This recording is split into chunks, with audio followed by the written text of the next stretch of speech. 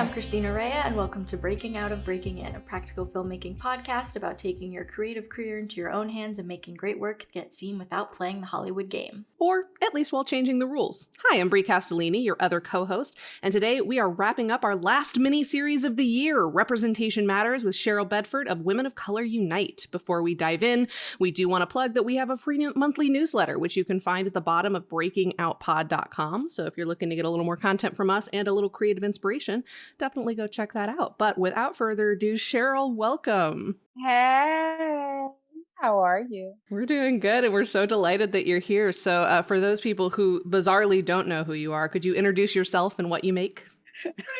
People actually don't know who. No, I'm kidding. So I am the founder of Women of Color Unite, the creator of the JTC list. Actually, the JTC list came first. It is a database of women of color above and below the line. It is named after my mother, who was an activist and statistician who passed away in February 2016. Her name was Joan Teresa Curtis, hence the JTC list. That started first, and then we ended up becoming a nonprofit. And now we're the largest nonprofit of women of color in entertainment in 4.5 years. Woohoo! Yeah. Shout out to us. Oh my gosh, that's congratulations. Yeah, that's amazing. Thank you. Thank you. I should also mention that I am a producer, line producer by trade. Most people know me from the award-winning documentary Dark Girls about colorism. I was Bill Duke's producer for 6 years. So shout out to my Papa Duke. That's awesome. So yeah, let's start there then. Let's start with you and your journey in the film world and coming up through it. So did you go to film school? Did you always know you wanted to work in the movies, or was that a later thing? No, I've always known what I wanted to do. When I was 8 years old, my mother took me to see A Little Night Music on Broadway. And I saw Glynis John sing Send in the Clowns. And I turned to my mother and I said, that's what I want to do. And what I meant by that was the feeling, the collective, like in a song, this entire audience, she took us on a journey. I said, that's what I want to do. And so I've always known that I wanted to be in entertainment, and my mother and my family have been extremely supportive. And a lot of people hear me talk about my mother. My parents were separated by the time I was a couple of months old, and my mother never remarried. So I'm an only child. I like to get my way. But I was actually very, very close to the Bedford side of my family because my father ended up actually leaving Baltimore for a very, very long time. So like I grew up with all my cousins on both sides and so forth and so on. But definitely the biggest influence in my life was my mom. And obviously, I named an entire movement after her. So I've always known what I wanted to do. My family was, like I said, extremely supportive.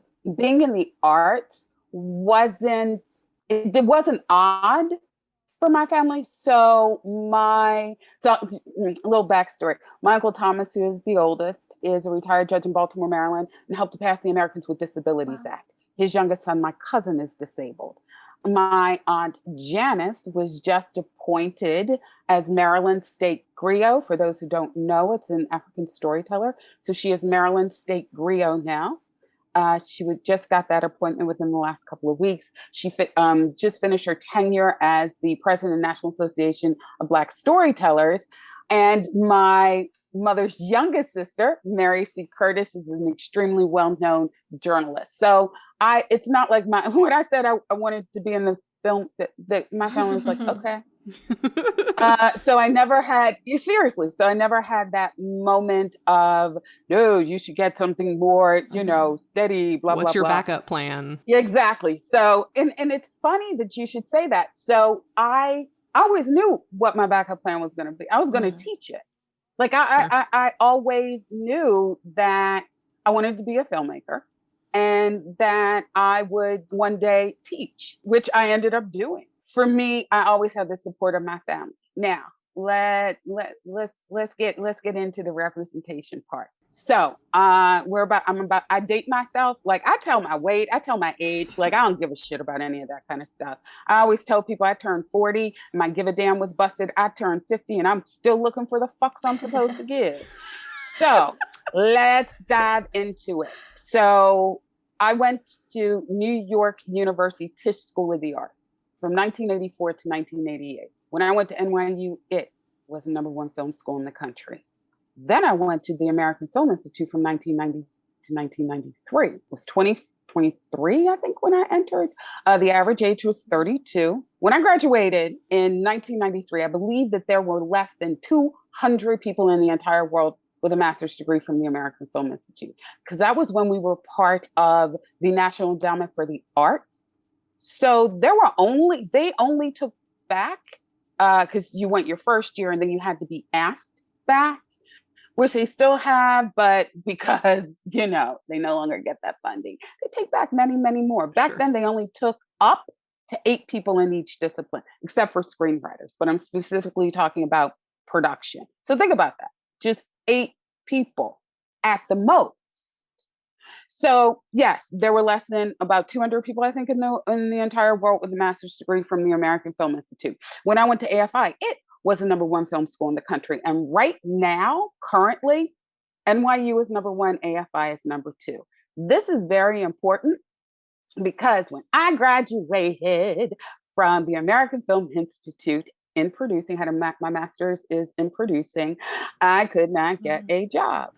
I watched all my white counterparts get jobs. So here's the interesting, pre-internet, well, shouldn't say pre, but it was before people were putting up like resumes and their pictures. Right. So I was sending out my resume, licking that stamp, sending it off. And then when I would get a job interview, nobody expected this black face to walk in, right? My name is Cheryl Bedford. People didn't expect, everybody expected this white girl to walk in. I think I got one interview, even when they called me up and I walked in, because what would happen is they would stop me and say, "Oh, we think you'd be great for this diversity program," because let us not be mistaken, DEI has been around for 30, 40 years. Let's get this shit. Let's talk about it, right? And I read it. And I'm talking to you, Disney. I'm talking about all of them. But it was really, it was the Disney one that really set me off, because when I read the diversity form you have to fill out, right? What they really wanted was, po black me. Now, if that is your story, that's great. That's not mine. I'm just a middle-class black girl from Baltimore, right? I've gone to private school my entire life, except for kindergarten. I went to public school, but I'm Catholic. I went to Catholic school for 12 years of my life. So this idea that you want it, so my mother was an activist.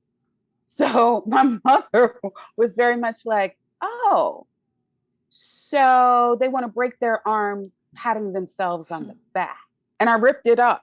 I'll never forget. I ripped it up. And I swore to myself, if I could ever change this industry, how do you like me now? Anyway, so I literally watched all of these people I went to school with who didn't necessarily have both NYU and AFI, right? I watched them just work their way the fuck on up. And I watched them take all marginalized people and shove them into a pool. Fight club, fight for these 25 spots. Here's the thing. You're never, ever, ever going to make me fight other marginalized people for your bullshit. Ever. That shit is never going to happen. This is not Fight Club. Okay? So I became an independent producer. I'm not going to say it was not a tough road at all, as far as like making money, going from production to production. There's just one thing, because I am a producer, I don't believe in living above my means. It was difficult, but it wasn't, how can I put this? It was difficult, but maybe I don't see it as being quite as difficult as maybe it was. So I always talk about the fact that my mother was an activist and a statistician. So my mother also moved out here, became a caterer. So I worked for my mother in between shoots, and I would get her jobs and she would get me jobs. See, that's why I love my mom. And so it ended up, it worked out. It worked out. I also ended up teaching, because remember, BFA and MFA. So I taught at New York Film Academy. I became their very first chair of diversity development. I taught the art of line producing at UCLA Extension. So I ended up also teaching. I made it happen, and I played by nobody's rules but my own. It is a tough road, but ultimately, it has been a happy one. It has really been a happy one. So that really is my story. And I've ended up, like, I talk about, like, I think it's 17 feature films that I production manager, line produced somewhere in that. There actually have been more, but they still live on people's shelves. I don't think they've ever gotten made. And then there's some that just trash that I took the paycheck for. And I don't talk about it. There's that. And then I was also a film festival judge. The very first, I think it was the very first year that, maybe it was second year, that I was a film festival judge. And shout out to Nima Barnett, one of the first Black female directors for television. Nima was my mentor. Someone had asked her to judge the Pan-African Film Festival. And she couldn't because she was working on something. And she said, hit up Cheryl. And I did. And it was at one of the Pan-African Film Festivals where I met Bill Duke. And Bill and I hit it off. And then I ended up being his producer for years. We're still, like I said, I call him my Papa Duke.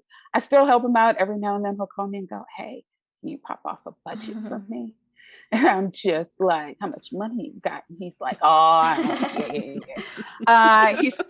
he's still my Papa Duke. And I will say it was really good for me to have both of them as my mentors, which obviously led to one of the reasons we do start, hashtag start with 8, our mentoring program. That for sure.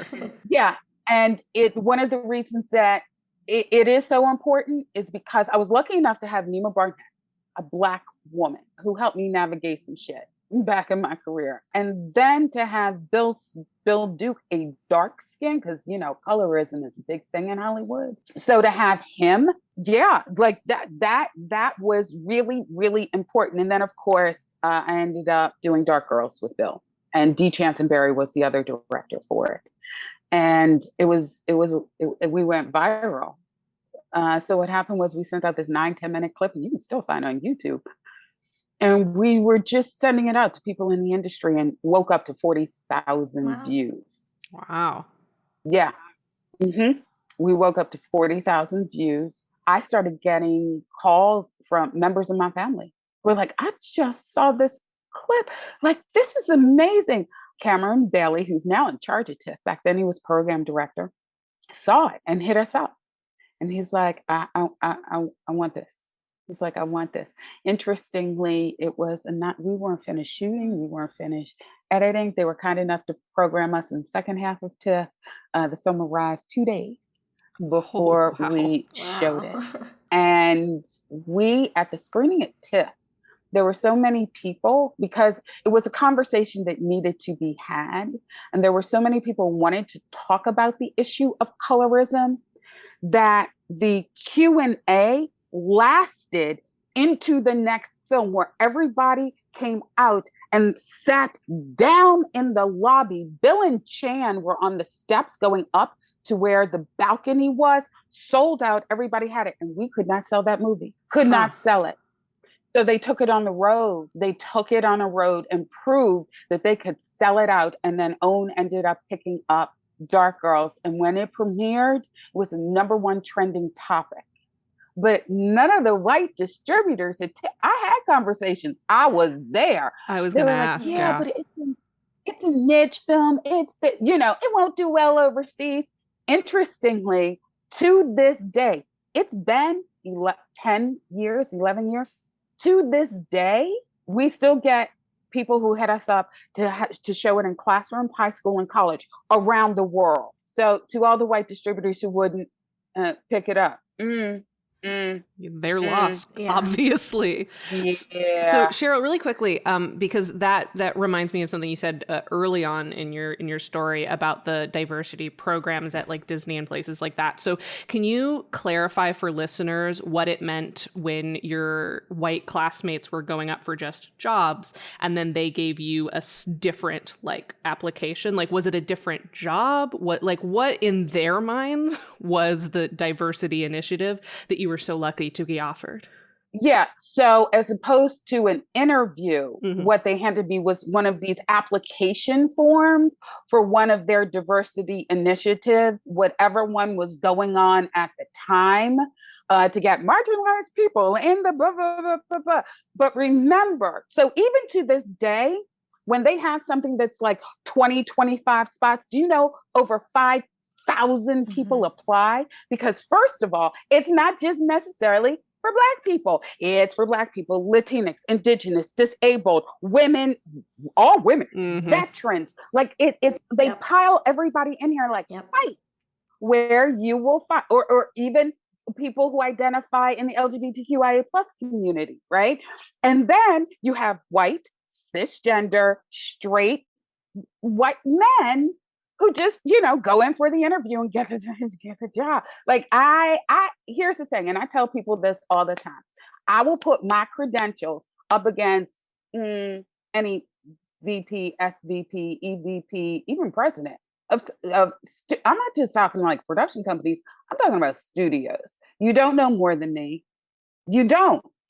You don't. You are no less talented. As a matter of fact, I'm going to tell you, you are a lot less talented. Let's call a spade a spade. Right. So even when I go into meetings with studios and so forth and so on, I never walk into them like I'm there on a humble. I'm not the person who's going to say, oh, thank you very much for seeing me. I walk in with the attitude of the only reason you're on that side of the table and I'm on this one is because this is the intersectionality of systemic racism and sexism. Let us not even take into consideration when I graduated, I was very young. When I graduated, I was fat.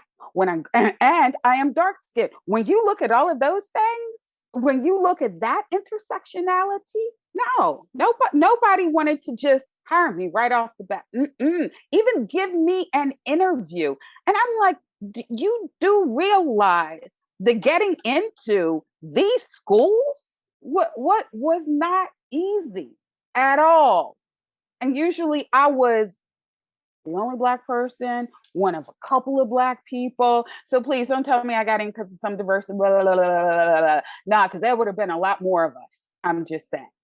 Right. But yes, NYU. So I've always been very intentional, even as a kid. So my kindergarten teacher told my mother, don't put pressure on Cheryl. She puts enough on herself. My kindergarten teacher told me. Because in kindergarten, you know how you get like ones, twos, and threes for everything. For everything, like hanging up your coat if you're gonna. So here's the funniest thing. I got 27 ones and 3 twos and pitch a fit because I got 3 2. This is not like I that person, my kindergarten teacher was, please don't put any pressure on Cheryl. She puts enough on herself. I went to, my high school is one of the number 1 high schools in the country. Like all of that, right? And so I'll match it. I'll match it all up against anybody, anytime, any day, any place, anywhere, right? So I'm going to tell you a story, and I name names, so anybody else. And here's the funniest thing: no, I do it all the time. Like there are articles, other podcasts. This isn't something that is exclusive. We're not getting the scoop. Like I talk about this. Darn. Yeah, not really. So when Nithya Raman was head of Time's Up Entertainment, and I actually wrote an article. It actually was, I'm a woman of color, and here's why I won't vote for her. And it's interesting because she's a council person now. Whoops. But anyway, because they switched districts, and I'm like, ooh, Lordy. But I stand by this, and here's why. When she was head of Time's Up Entertainment, she and I met. We lived, relatively close to each other. And we met, and she was talking about a program which was one of those sort of helping assistants move up, blah, blah, blah, blah, blah. And I was like, oh, another one of those. And I said to her, that's great. How about everybody who's been in this a hot minute who can't level up? Because do not get it mistaken. When you hit intersectionality, it is not a glass ceiling. It's a fucking concrete one. So I said to her, well, what about like all those people been in your industry 10, 15, 20 years, like myself? Like, what about all of them? And she said, oh, Cheryl, I had that conversation with heads of studios, production companies. She said, because a handful of you have made it, they just think the rest of you aren't good enough. My God. Now, I had a visceral reaction to that. I said, this is a quote, tell them to say that to my motherfucking face. I said, okay, but if you look at all of the Black people, a lot, and I'm specifically talking about Black people, but we can look at brown, we can look at indigenous, we can look at Asian, we can look at, I said, first of all, they got a colorism problem, right? The proximity to whiteness. Tell me somebody else who's fat. Tell me somebody who has a disability. What are we doing here? I said, and here is the problem with you going ahead with that program. You're signing off on their bullshit. You know it's bullshit. And yet, just to do this program and look like you're doing some shit, you're signing off on it. Like you're signing off on it. You're saying it is okay. You and I both know it's a goddamn lie. You and I both know that what you are doing is letting them get away with it, right? Because if you go ahead and you take their money for some pipeline initiative, knowing that there are all of these other people out there, but you're going to take their money, then basically you're making a deal with the devil, because what you're not doing is holding their feet to the fire and go, whoa, whoa, whoa, whoa, whoa. Wait 1 second. We know that they are good. We know that there are a shit ton of Black and brown and indigenous and people with disabilities. We know that they're actually out there. They could have created a program for that, right? Even I see diverse representation. They do one for executives and so forth and so on. Here's the problem. And it's not their problem. It only has six goddamn people. Thousands apply. Yeah. 6. Stop it. Just hire us. Just hire us. I saw, and you can see my tweet.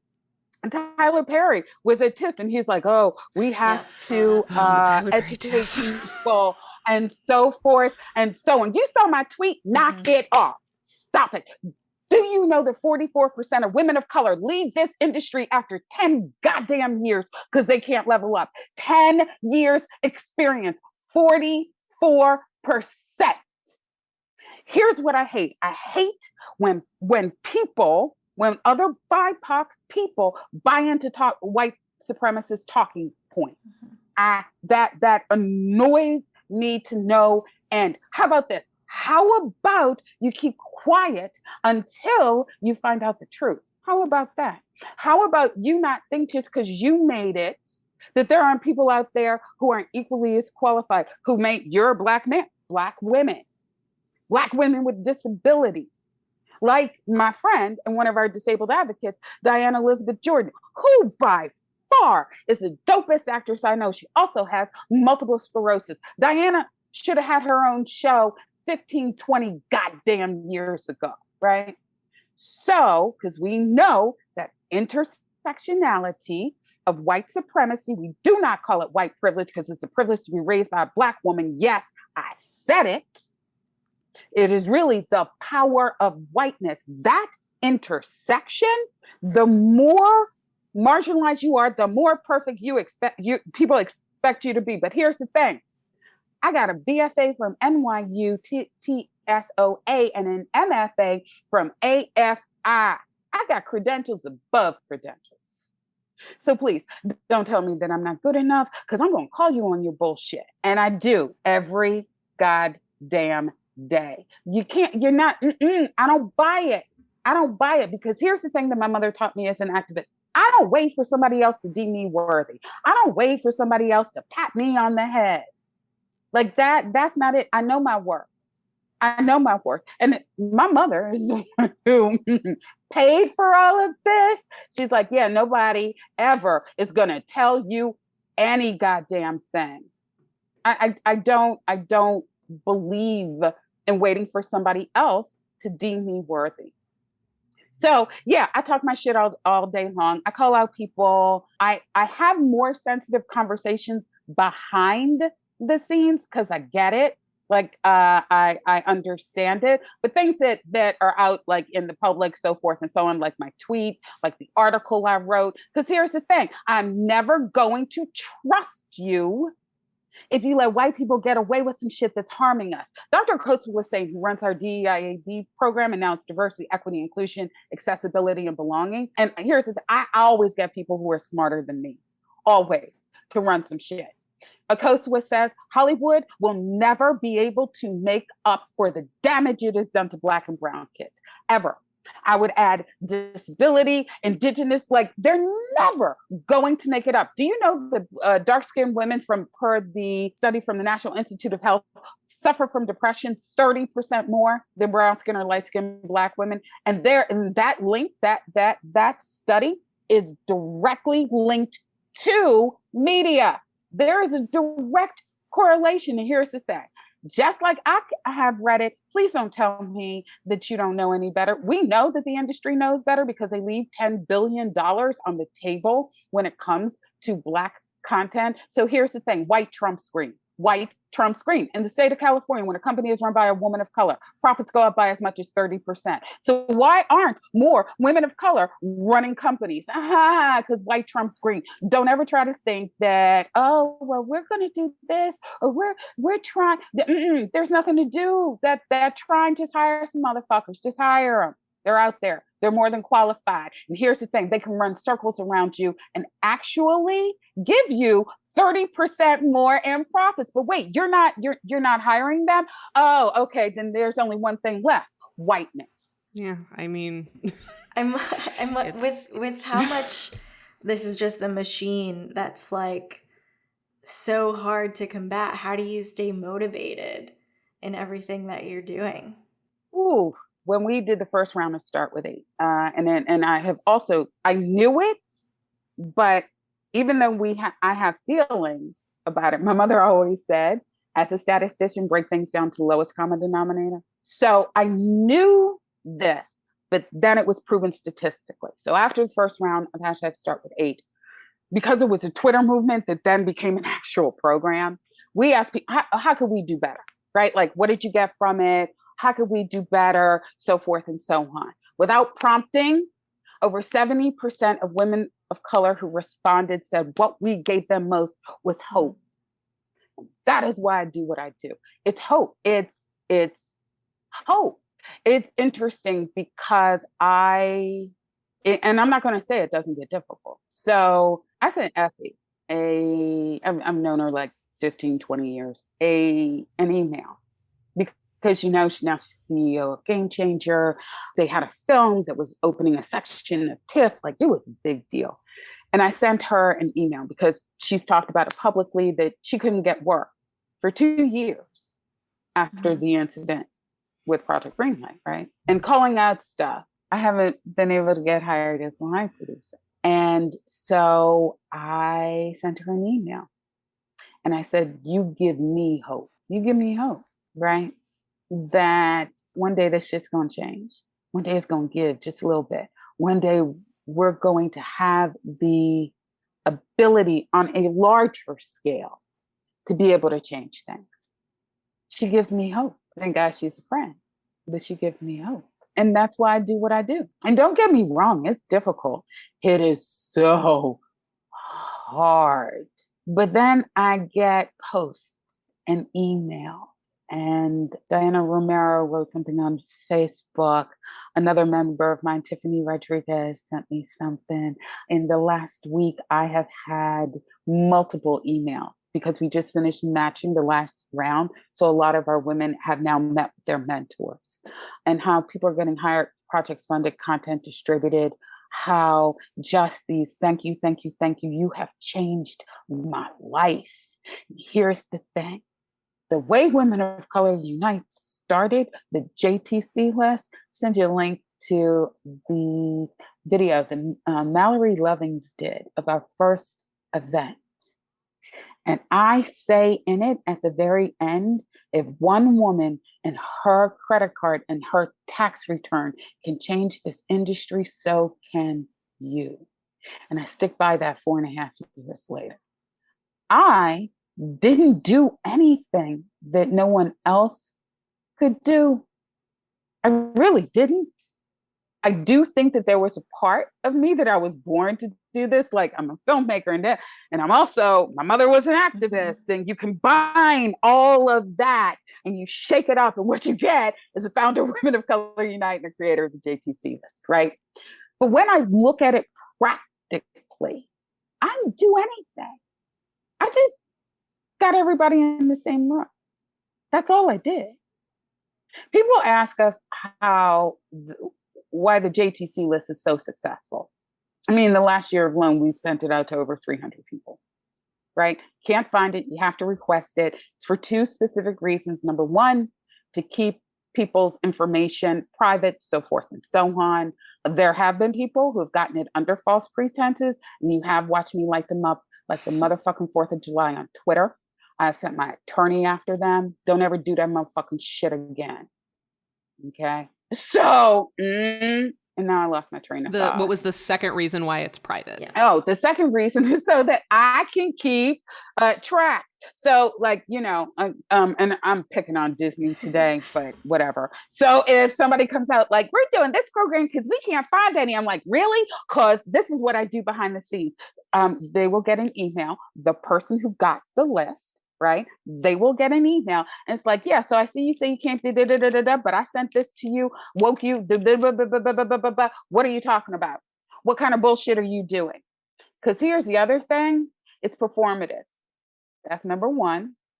And sometimes it's a cash grab.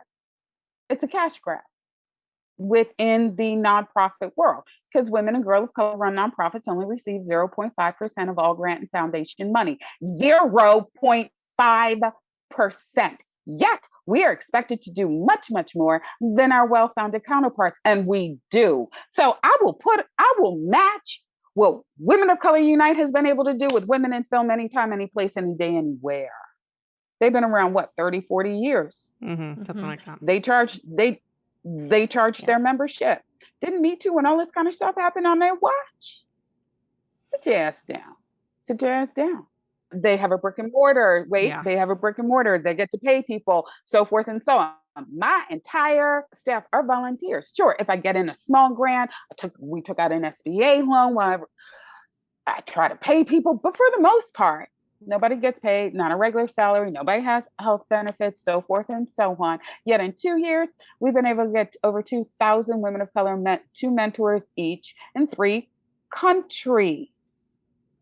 So yes, so if it really is about metrics, if it really is a meritocracy, I want all DEI money. I want it all. Because if you as a studio can't do better than that, why the fuck do you still have your goddamn job? Why? Like, why? Oh, so that's right. So all the companies can put a little black marker on their, like that black square for Black Lives Matter, or do #StopAsianHate or whatever it is. That's why you're doing it, right? Because in actuality, what you've been able to do and what you has been able to do in the little time that there's no fucking comparison. None. So, and I call shit out, like even regarding like DEIA, I'm like, how much is your salary? Because here's my question. And I've said this on multiple occasions. I get the fact that a lot of these people within diversity, equity, include blah, blah, blah. And for them, I say blah, blah, blah. I think that a lot of people join because they really wanted to do something. I do in my heart of hearts. But I got a question. When did you put whiteness over your own people? When did you decide that working within this white supremacist system was better than that? Because I do know people who have quit and started their own firms and so forth and so on. Like I know people. So for the people who are still there, except I do also understand the way that white supremacy works. It dangles this carrot, right? And the carrot is you put whiteness ahead of all the marginalized people, your own people, so forth and so on. And we may give you the corner office.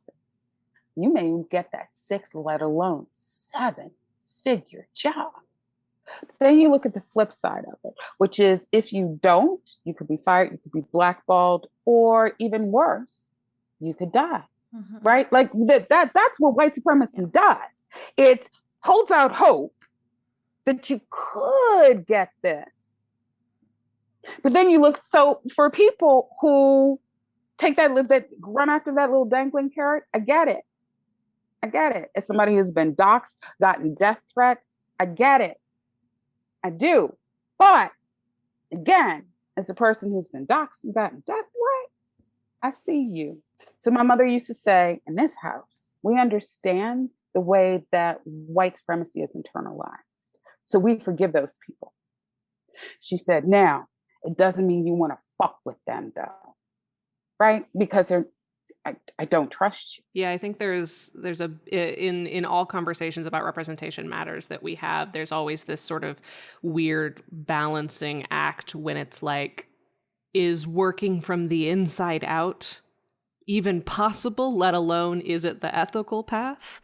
And I think that probably never. Would you agree that fighting from the inside is often impossible just because of what you have to do to get inside? That is a hard one because I really do understand it. Like I get it. And I don't, let's be very clear. I don't know what would have happened if I had gotten into the system. Sure. Yeah. I look at my career and I look at jobs that I've quit. I look at times I've called out sexism. I've looked at times I've called out racism. And I'm like, yeah, I probably would have. Right? Like I look at why I quit my job at New York Film Academy. So I am that person. Like I believe in being happy, like my spirit. I really do. So I'm not that person, because as much as I love what I do as far as filmmaking, I have other interests. If push comes to shove, I'll go get another job. It's not worth it to me. And I've told this story before, during the civil rights movement. So I've mentioned my mother, my uncle Thomas. There was also my Uncle Tony. He passed away before my mother did. So it was my Uncle Thomas was the oldest, then my Uncle Tony, my mom, my Aunt Janice, my Mary, right? And so the three oldest were old enough to march and perform in sit-ins and all of that. So their civil rights group would actually meet at my grandparents' house. So my Uncle Thomas and my Uncle Tony were actually arrested. And my grandparents put up the deed to their house to get them out. My grandparents put up the deed to their house. Huh? I can't. Like, I can't. Like, I gotta call it out. I have to. My grandparents put up the deed to their house. They had 5 kids. They were sending them to private school, Catholic school. They all took dance. All the girls took dance lessons. Everybody took piano lessons. Like my grandparents put up the deed to their house. I can't go along to get along. I can't.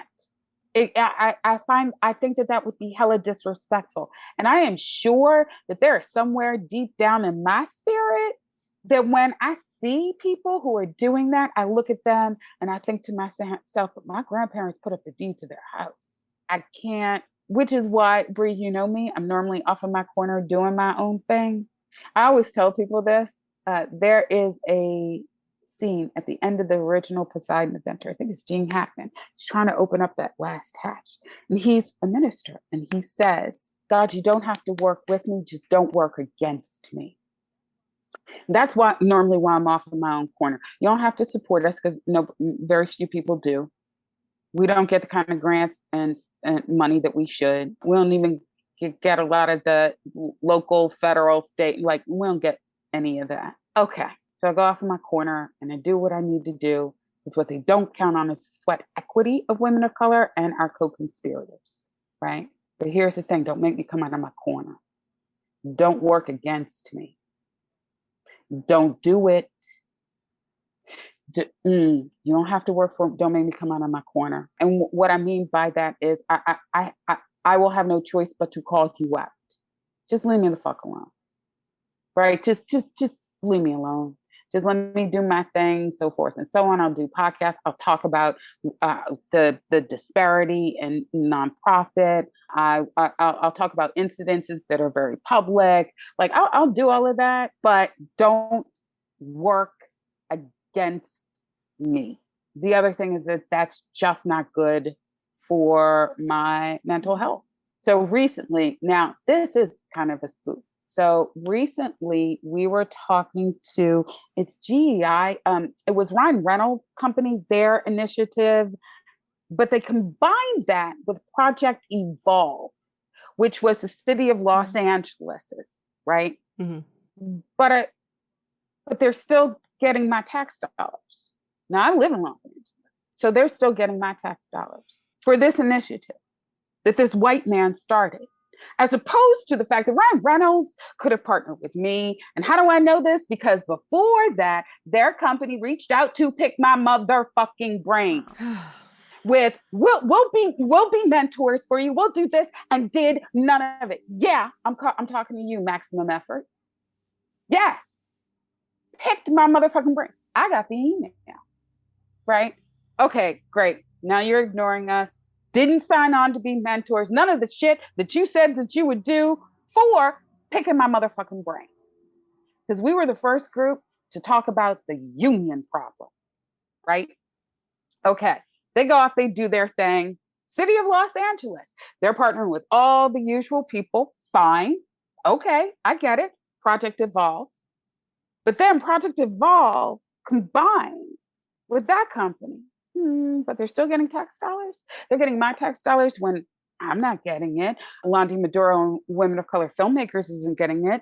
Caden Phoenix and Chicana Directors Initiative isn't getting it. Kimberly Batista and Justice for My Sister Collective isn't getting it. Wait, but our tax dollars are going to help. When I found that out, that hurt. Now that hurt someplace that I wasn't expecting. This is about a month ago, because we had a meeting with one of the young women at this combined initiative. I lost my mind. That you don't have to work for me, just don't work against me. Meaning that don't take my tax dollars and give it to this rich white man and his initiative, when what he really could have done was already partner with a woman of color who was already out there doing the work, as opposed to starting something. Because here's the thing, we've been in the trenches for fucking ever. Look, I know a lot of people love Ryan Reynolds and his wife Blake Lively, and I'm sure that they are wonderful people. But if it took the deaths of 3 Black people to make you realize that, oh my God, we don't have any Black people, Indigenous people, Latinx people, and ableist people, sit your motherfucking ass down. Sit down. Why not use that privilege to help one of us that are already doing this? Why? You know we're out there because I met with your team. So after you pick this Black woman's brain, don't do what you said you were going to do, and then the city of Los Angeles merges with them, and that's where my tax dollars are going. I had a meltdown.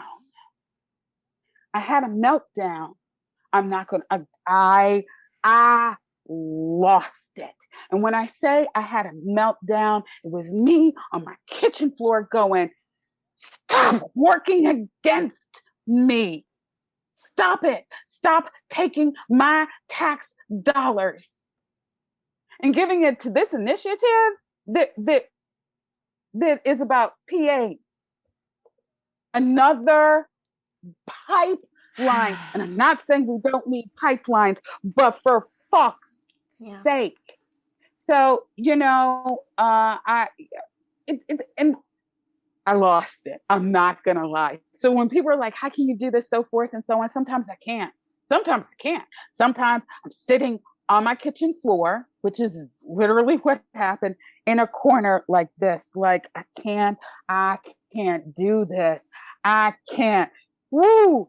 Like, literally, I'm trying to figure out how to keep woke you solvent. I'm trying to figure out how to keep myself solvent. And you're taking what little money I do have in my tax dollars and giving it to these rich white people and their initiative, I get it. It's helping Black and brown people, except I was doing it way before they jumped into this game. Lonnie Maduro was doing it way before they jumped into this game. Kimberly Batista, Caden Phoenix, we were all doing it way before they jumped into this game. What makes you think you know shit? What makes you think you know shit? And it took me probably about 2 weeks to literally climb out of it. Like, it took me 2 weeks to just climb my way out of that dark ass tunnel, because I was done. And when I mean that I was done, I was literally ready to shut down Woke You until after the first of the year. Like, I was ready to just, we're on vacation, we're gone, no more events, no more nothing until after the first of the year. And then I got emails that just started coming in. I start with 8.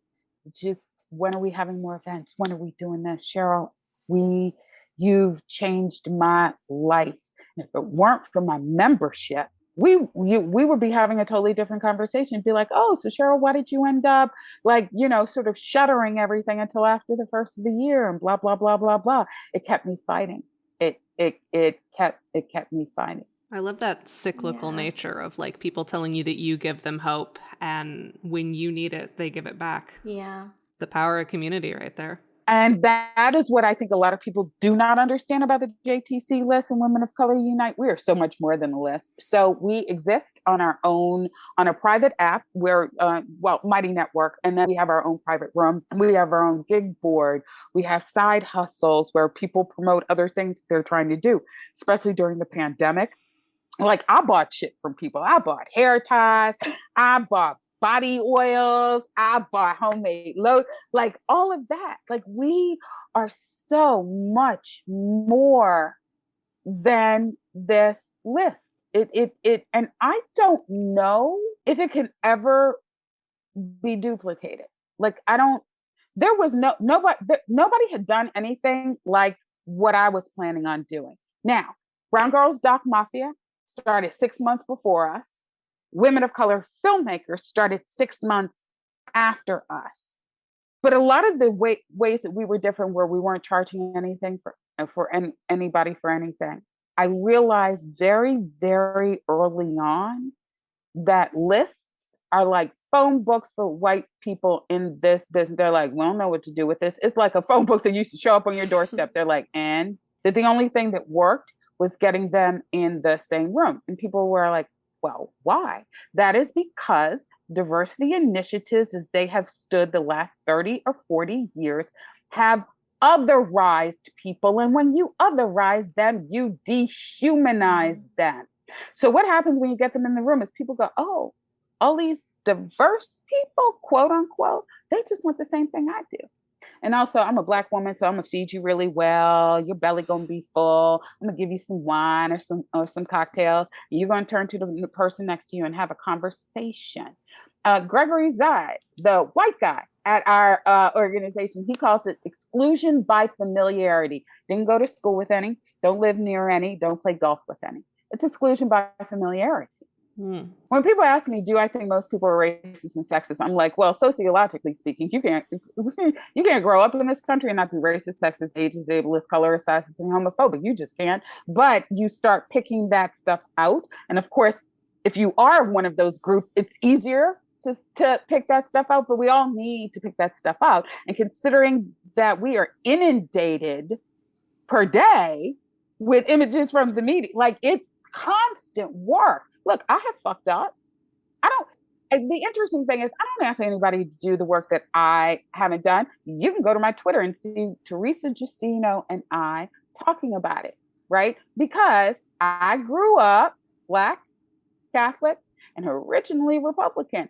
So it's not the Republican Party it is now. Please, please, please, please, please. Let's just get that all straight.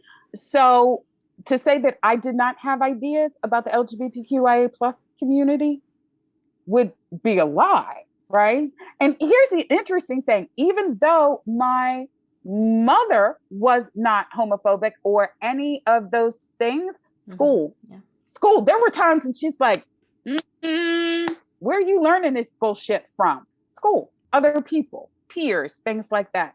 So there's an entire Twitter thread where I talk about my journey because it is a constant one, right? So even though I did not consider myself homophobic, like I figured I'd pick that shit out long ago. But then some interesting things started happening with Women of Color Unite, like non-binary people wanting to join, non-binary female born, but also non-binary male born, and so forth and so on. And even pushback I got from my own members and blah, blah, blah. And Teresa Giacino and I talked about, she was the very first business development strategist in Women of Color Unite. She volunteered for 2 years. Right now it's Nanan Tarifa. And Teresa and I talk about it. There's a whole thing. And I was like, you were patient with my ass. And she says, that's because I knew you wanted to do better. And I just had to take you there. I do not do anything that I don't ask other people to do. And here's that. Even though with that, I thought I was good. Then I met Niley. Ooh, transgender activist, taught me some shit. Like she laid that stuff down. And so it is a constant journey. It's to understand where your weaknesses are, right? It's to understand the stuff that you got to pick up. Okay, I'm good when it comes to sexism, good when it comes to racism, colorism, sizeism, and fat phobia. And now ageism. Like there were certain things I was really good at already, because when you are part of that community, it's easier to pick that stuff out. And then there's stuff that I wasn't, right? Like I tell people all the time that, especially when it comes to transgender issues and gender and sex and blah, blah, blah, and all of that, and figuring all of that out, Niley, I'd say all the times, I learned at the knee of Niley. Yeah, and it's funny because I actually met her on the social app Clubhouse, and we flew her out and put her up for our Pride panel that we did with the Chicana Directors Initiative at Soho House. So, Women of Color Unite has a partnership with Soho House. And so I try to have events with other people in other groups. What I find interesting with working at Soho House, so I don't know if you know, but in Los Angeles right now, the waiting list for Soho House is 5 years. So there are executives who can't get into Soho House. Okay. So, and I was actually had a discussion with somebody about this last night. I said, here's why it works. It's an even playing field because my members may not be able to get in or afford to get in, but a lot of these executives can't get in, can't afford to, are on a waiting list, have been rejected, blah, blah, blah. It's an even playing field at an elite venue. But it so evens out that playing field. Here's the thing. Still eating my food and drinking my booze because it's a deal that we got, right? So there's this thing where now, everybody is equal. Everybody is equal because the woke you, that organization only gets 0.5% of all grant. And so, like there's something that happens at our events, which is why people have gotten hired on the spot. Wow. They've gotten hired on the spot. And so now we're expanding. We're working on, I'm waiting to hear, working on an event with Soho House, New York City, and one in the UK. Because there's something about an even playing field in an elite venue. I was talking to somebody, they're like, ooh, that's good. I was like, yeah. Wow. That's awesome. Well, so we've talked around Start With 8. Do you mind? Sorry, Christina. I realized like we've talked. Same thing. Perfect. So give us the lowdown. What is Start With 8? Start With 8 is the largest mentorship ever in the history of Hollywood. We used to do 2 rounds a year. That was a lot because I do give people a stipend for that. Like that's too much. And it became too much because that money that all the people were like, Black Lives Matter, we have this money, blah, blah, blah, blah, blah. That shit didn't last very long. So I had to make a decision. I couldn't keep asking people. I'm very cognizant of how much sweat equity people put out. So now it's once a year. We launch on Juneteenth. But all year long, we talk to people, mentors, getting people to sign up for mentors, registering interest. So then when April rolls around, when we really put in our push for our mentors, and then June, we open up. And what we do is we match people.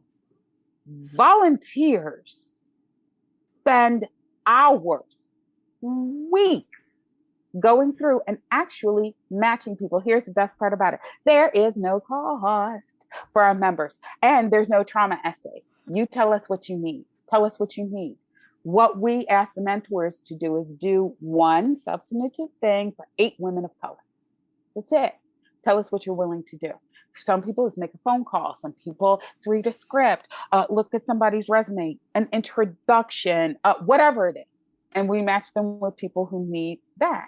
And we have people who are mentors and mentees because they get matched with, what we call our in-betweeners, 3 to 10 years experience. We match them with people just getting into the industry.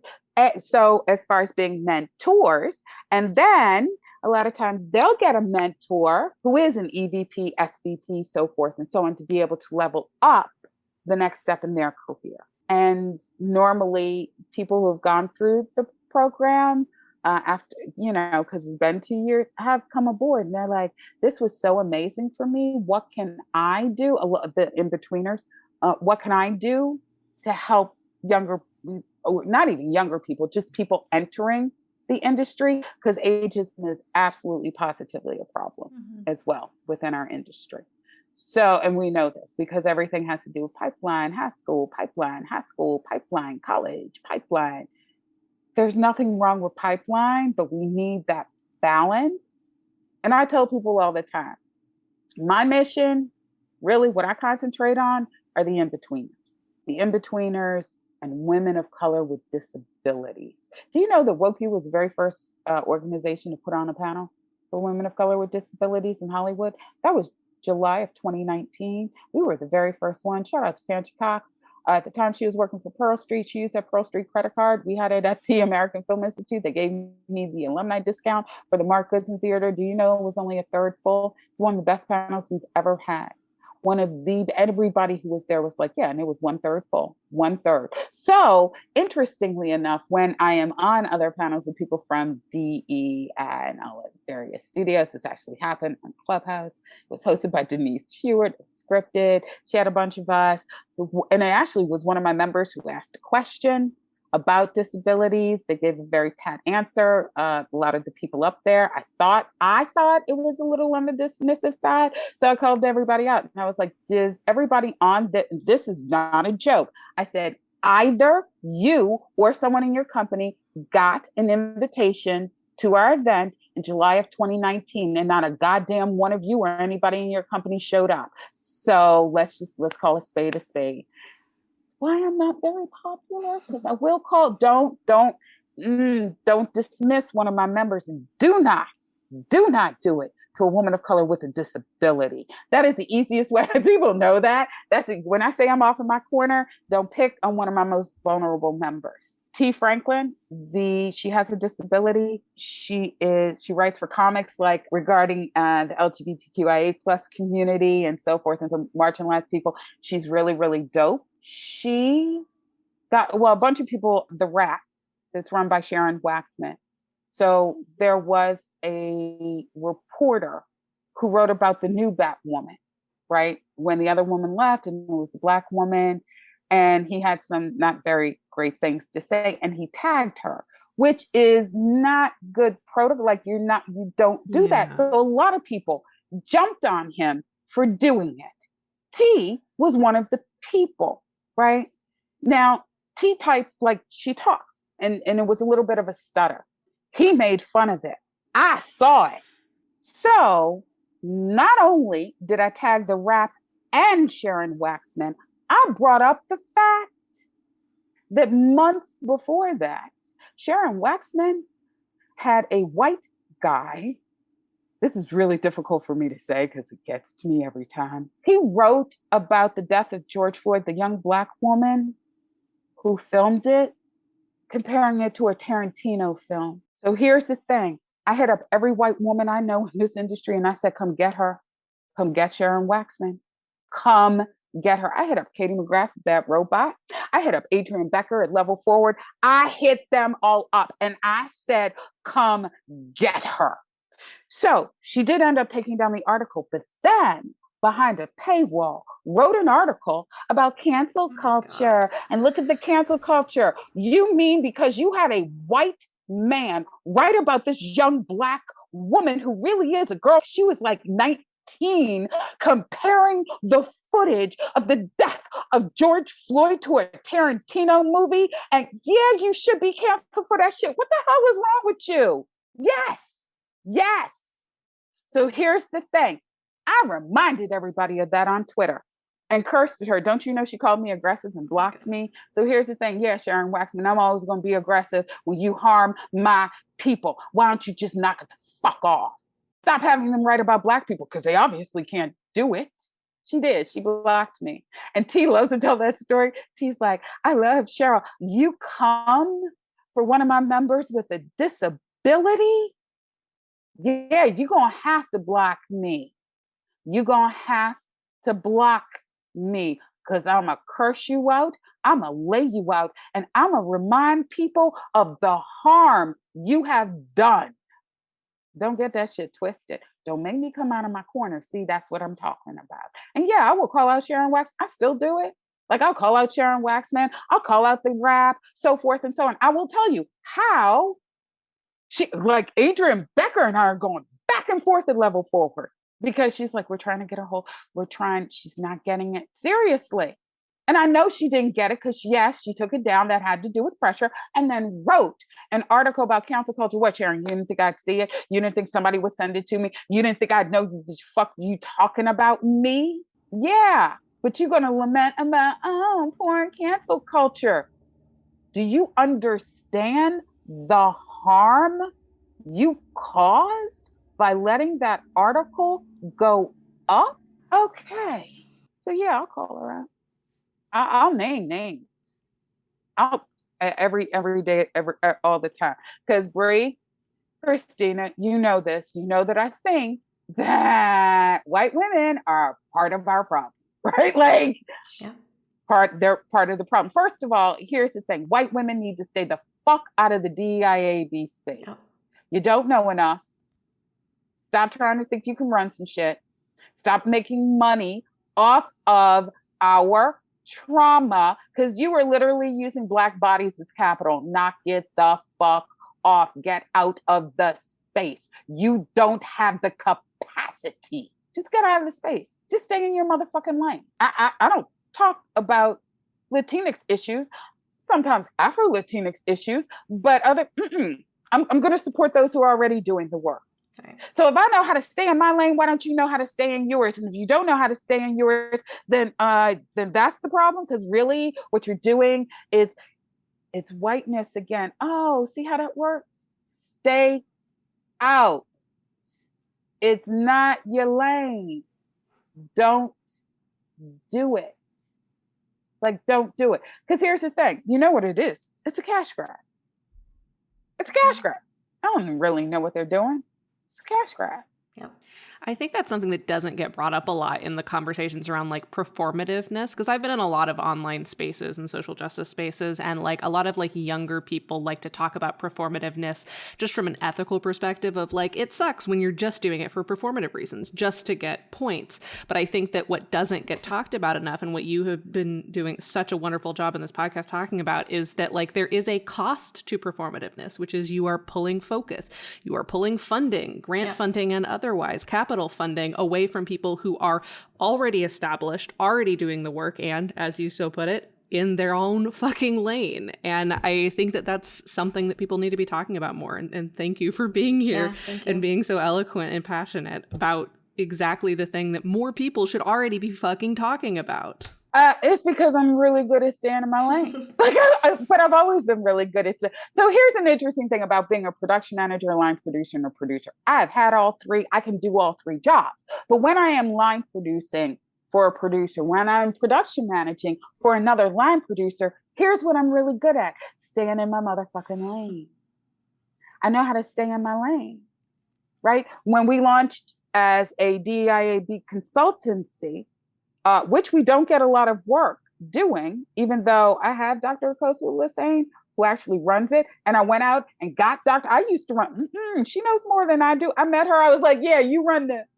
Because it'll take me a lifetime to catch up to the readings that she's had to do, because this is her area of expertise. Mine is filmmaking. Remember, NYU and AFI, that's not hers, right? Like, but yeah, people don't, the cost. And people always ask, why don't you guys do more work? I mean, obviously, we're very, very good at it. I have Diana Elizabeth Jordan as our disabled advocate. We now have Carissa Valencia and Dr. Jolie Proudfit as our Native American Indigenous advocates. Like, I find people who know more shit than me.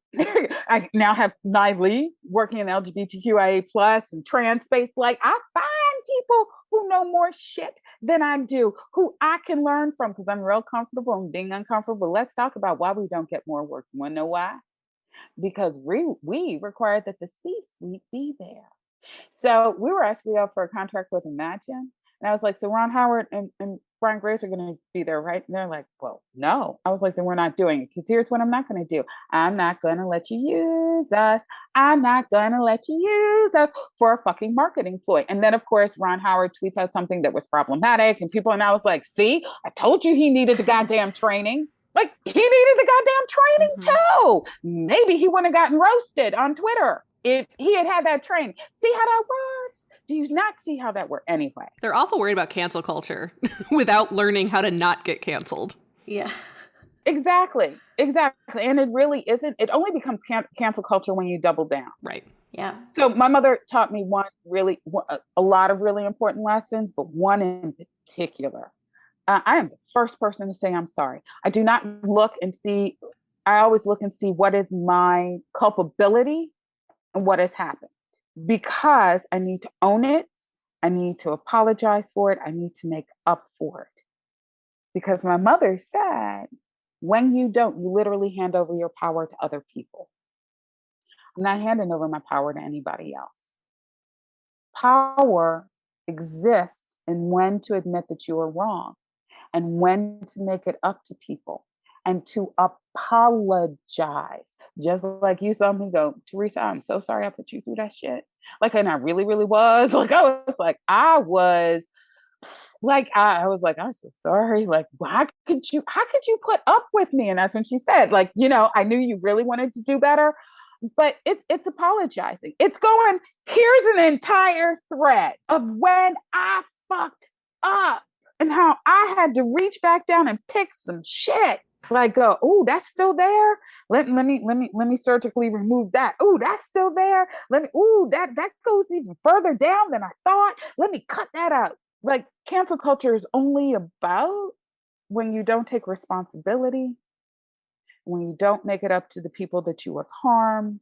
Yeah. Right? That's it's about. So our industry has existed on the lack of two things: accountability and transparency. So I'm completely transparent. I'm completely accountable. I don't look at other people, but I've never done that.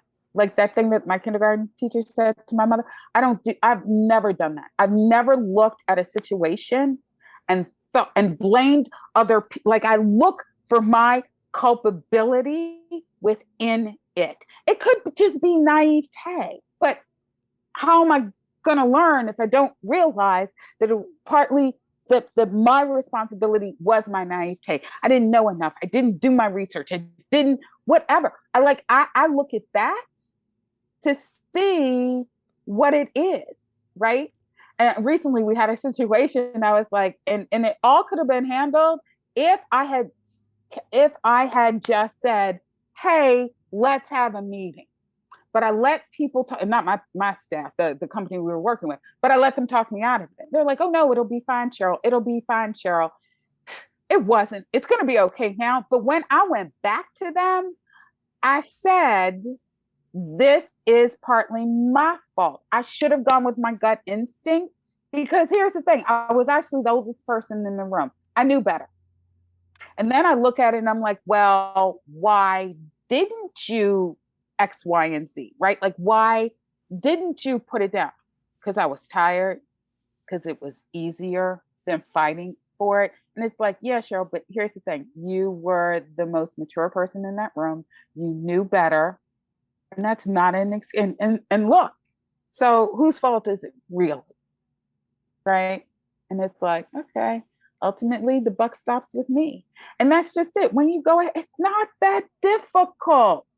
People are also just afraid to do it in front of other people, which is why Teresa and I did that exchange. Well, it didn't start off as why, but when I tagged her, I was like, this is a really good, not even exercise, but just to show people that I don't ask anybody to do shit that I'm not willing to do, that I'm was willing to do it on a public platform, to talk about it, to talk about the stupid shit I said and ended up having to apologize for.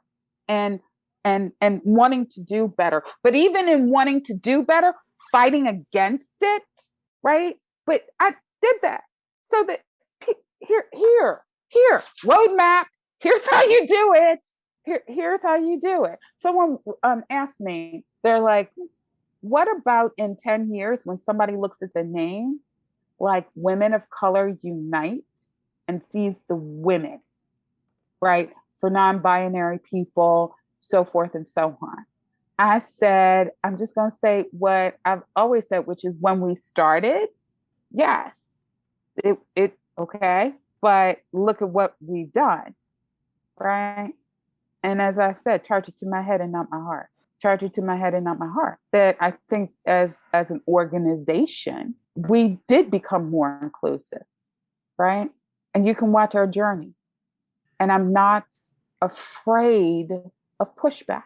I'm not afraid of somebody saying, ooh. And there was a point where we were looking at changing it. Remember when the people were doing with an X or whatever. Mm-hmm. But every time I dug into it, I was looking at, people were like, no, it can't be a Y because this is where it comes from, or this X was problematic and so forth and so on. I was like, okay, so here's what we're going to do. We're going to leave the name as is, and then people can just watch, can clock our journey, can clock us from Women of Color Unite, accepting non-binary, male, born, female, this, that, so forth and so on. You can clock it. Just watch it, because I stand on my journey. And maybe it can be a blueprint or a roadmap for other people, right? I'm not going to run away from, I'm not going to run away from mistakes that we have made. But my membership, they know. My membership knows. Even when I got pushback from my other membership who were like, well, people are going to take over. I'm like, who's going to take over? Have you met me? Like, who do you think are going to take over? So, yeah, that's what I say. And the other thing is, I will always, just like Delaney Peace and Vanessa and Gregory, the white folks who are co-conspirators and Women of Color Unite, will literally put themselves, their bodies, between me and harm and other women of color and harm. I will always put myself between those more marginalized than me. I will continue to do that. Well, I can't think of a better way to end it than there. Cheryl, thank you so much for your time today. Thank you so much. This has been amazing. Thank you very much. I do want to make one quick point before I go to my next one. And that was when I was talking about Brown Girls, Doc Mafia, and Women of Color filmmakers. We all do different things. Mm-hmm. And there was no blueprint, because we don't charge people anything ever. We're more of a community, sort of online in our own space. Like, there was no blueprint. So I will own every goddamn mistake I've ever made. There was nobody else to show me a way. And even today, when people are like, let me help you raise money for a nonprofit, most of them have never, ever heard of that report, Pocket Change. Even today, when people are like, let us help you, because everybody's out trying to, they want money to help me raise money. I'm like, how does that work? Okay. But even when I've met with people, because that 15 minutes that they give you for free, I'm like, so how do you combat the report? Like, how do you work within the system? And I always talk about Pocket Change, and not a goddamn one of them has read it. And I'm like, yeah, because if you haven't read that report, you can't help me. If we can't talk about how I need to navigate that 0.5, that thing, like, that systemic racism, sexism. You just want to give me the stuff that you think is going to work for everybody else, but it obviously doesn't work for us, and so forth and so on. Yeah, get it, go.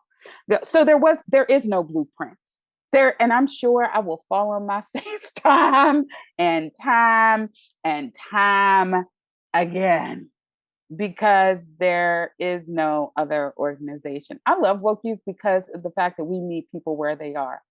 I tell people all the time, I'm not going to teach you anything. You want to go learn, you go over to Women of Color Filmmakers. Londi, she does that well. But I always felt that belonging to a lot of the white female-led groups that always had classes for something, that it always gave this impression that we weren't ready. We're ready. We've been ready. And lastly, I always tell people, take a look at our statistics, because we were first ones to identify it's a union problem. It's all of them. It's SAG, it's WGA, it's DGA, it's IATSE, it's TEAM, it's all of them. It's every camera local. It's all of them. Go and look at those statistics, see how many marginalized people belong to them, so forth and so on. It's an antiquated way of getting into the unions. And there's one last thing. There is actually a backlash happening right now. So like any movement, there's always a backlash. Right? Like I mentioned Ron Howard earlier. So after the civil rights movement you guys see all of the shows like Laverne and Shirley, Happy Days, it was because that was part of the backlash, the return to simpler times, right? Right now there's a backlash going on to diversity initiatives, to even like there's a backlash. And the first people being harmed right now are Black women on sets. People being told, they work a show that their union, that the hours aren't going to count towards unions. There's only a couple Black women being on it, being called somebody else's name, like who don't look like you in any way, shape, and or form. Like there is so much backlash happening right now, and it always happens. It always starts with the most vulnerable, and it's not going to get called out until it happens to those with more power, more privilege, right? It's kind of like the Me Too movement and how Tarana Burke had it for 10 years before, and it was originally designed for young Black girls who had been trigger warning, sexually assaulted, harassed, so forth and so on, specifically for young Black girls. And it was co-opted by white women in our industry because nobody gave a damn about young Black girls. And that's what I'm finding right now. Nobody seems to give a damn about Black women on set, but I'm working on something. I can't talk about it yet, but I'm working on something. Like I said, don't make me come out of my corner. Oh, good. I can't wait to see what that is. I was going to say, we will absolutely have all your links in the episode description and on our social. So everybody keep an eye out. Thanks so much to Kelsey Rauber for our theme music, Kaylee Brown for our podcast art, Ezra Lee for editing this episode, and to all of you for listening. Links to learn more about them and our guest are in our episode description. And thank you to our booby VIPs, who are our $10 supporters on Patreon. That's Kim Garland, Amanda Blunt, Anthony Epp, Kelsey Rauber, Norman Steinberg, and Brandy Nicole Payne. If you want your name on that list and or you want to have access to all of our bonus resources related to each and every podcast episode we post for free, you can subscribe for as little as $3 to our Patreon at patreon.com/breakingoutpod. Or join our free newsletter where we share a new creative prompt each month. Next episode, we break down what we went through in 2022. Be sure to tune in.